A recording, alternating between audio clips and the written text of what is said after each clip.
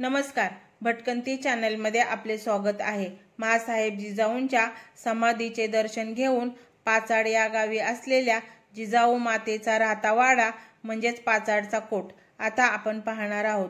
समोर रायगड किल्ला आहे। छत्रपती शिवाजी महाराजांनी महासाहेब जिजाऊंसाठी रायगडाच्या पायथ्याशी जो वाडा बांधला आहे तो हाच वाडा आहे। जरी याला महासाहेब जिजाऊंचा राजवाडा म्हटले जात असले तरी एक छोटा भुईकोट वाटावे इतकी मोठी आणि भव्य दिव्य रचना आपल्याला या वाड्याची पाहायला मिळते।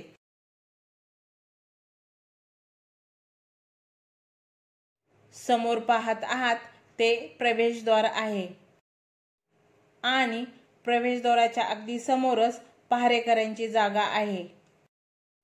तिथेच एक चौकी होती, म्हणजे वाड्यात कोण येते जाते याची नोंद ठेवली जायची। येथील सर्वात वैशिष्ट्यपूर्ण गोष्ट म्हणजे जिजाऊंचा राहता वाडा। जिजाऊंचा महाल आंब्याचे झाड आहे तिथे आहे।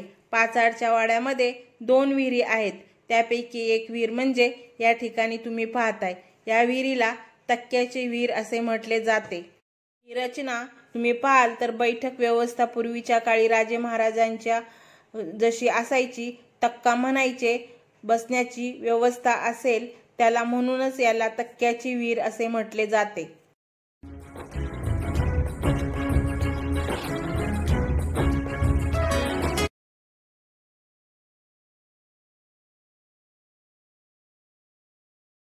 या पायऱ्या आहेत, त्या उतरून खाली गेल्यानंतर पलीकडे पाहू शकताय विहीर आहे। आपण पायऱ्यांद्वारे विहिरीच्या आतपर्यंत पोहोचू शकतो। पाणी काढण्यासाठी पूर्वीच्या काळी अगदी सोपा असा मार्ग तयार केला होता। पाचाडच्या वाड्याचा इतिहास म्हणजे छत्रपती शिवाजी महाराजांनी 1656 साली रायगड किल्ला जिंकून घेतला।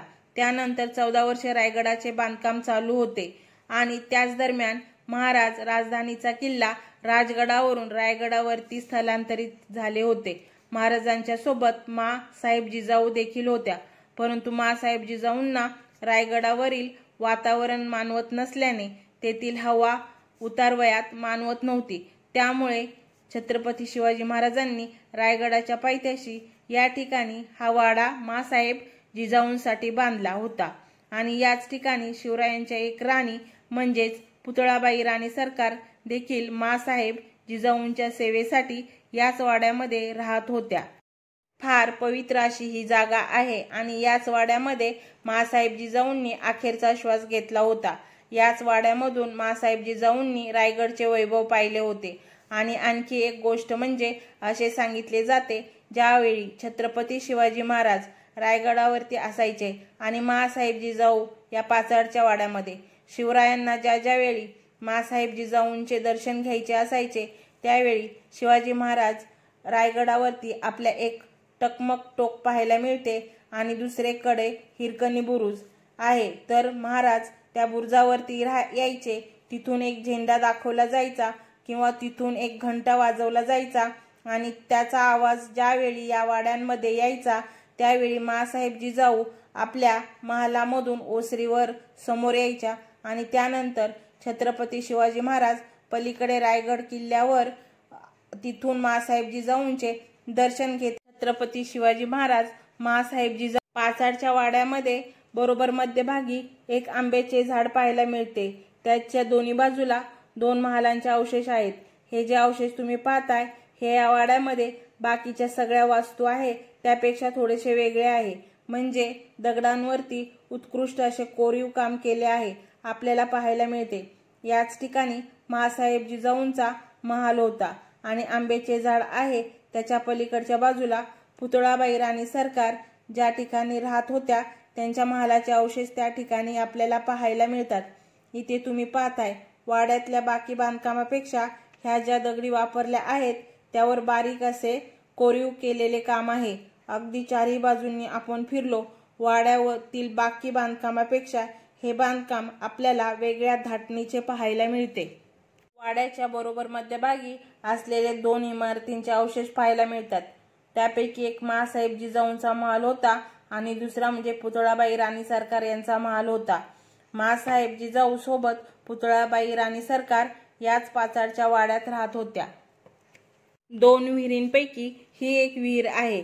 चौकोनी आकाराची ही विहीर आहे आणि पलीकडे तुम्ही पाहताय त्या ठिकाणी एक खोल खड्डा आहे, म्हणजे मोठ्या प्रमाणावरती आजही विहिरीमध्ये पाणी उपलब्ध आहे। या ठिकाणी येण्यासाठी देखील हा छोट्या कमानीवजा दरवाजा आहे आणि पलीकडून पायऱ्या आहेत, म्हणजे अगदी सहजपणे विहिरीत उतरू शकता अशा प्रकारची रचना आपल्याला पाहायला मिळते।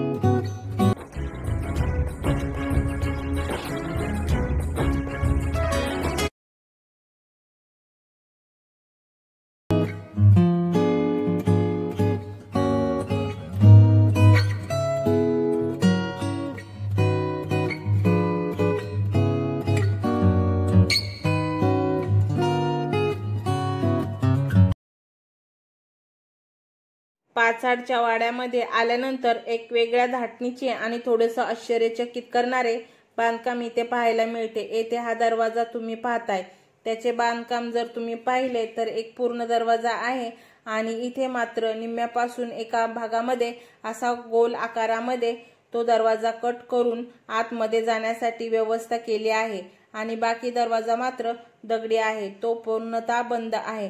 म्हणजे आपण आजपर्यंत बरीच शिवकालीन बांधकामे पाहिली, हे एक वेगळ्या धाटणीचं बांधकाम आपल्याला पाहायला मिळते।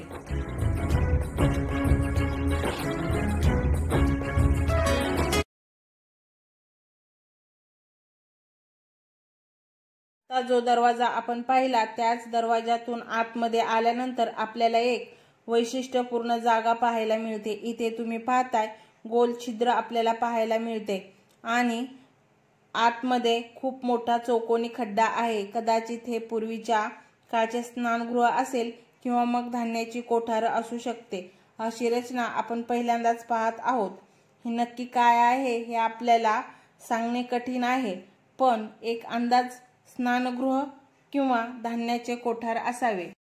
पाचाडमध्ये असलेला हा वाडा जवळपास 5 एकरामध्ये पसरलेला आहे। तुम्ही जर पाहत असाल तर दूर दूरपर्यंत आपल्याला या वाड्याची तटबंदी पाहायला मिळते। वाड्याच्या आतमध्ये ज्या काही वास्तू होत्या किंवा पूर्वी ज्या इमारती आहेत त्या आता नष्ट झाल्या आहेत, फक्त त्यांचे काही दगडी अवशेष म्हणजे पाया वगैरे आपल्याला पाहायला मिळतो। परंतु पायाच्या वरती जे काही सागवानी लाकडाचे अवशेष होते ते पूर्णतः नष्ट झालेले आहेत। परंतु अवशेष पाहिल्यानंतर मात्र शिवकाळामध्ये महासाहेब जिजाऊंचा ज्या वेळेला या वाड्यामध्ये राहत असतील त्यावेळेला वाडा कसा असेल याचा निश्चितपणे कल्पना आपण करू शकतो आणि त्या काळामध्ये हा वाडा किती भव्य दिव्य असेल याचा अंदाज आपल्याला नक्कीच येतो। हा व्हिडिओ कसा वाटला हे कमेंटमध्ये सांगा। लाईक, शेअर आणि सबस्क्राईब करा। जय शिवराय।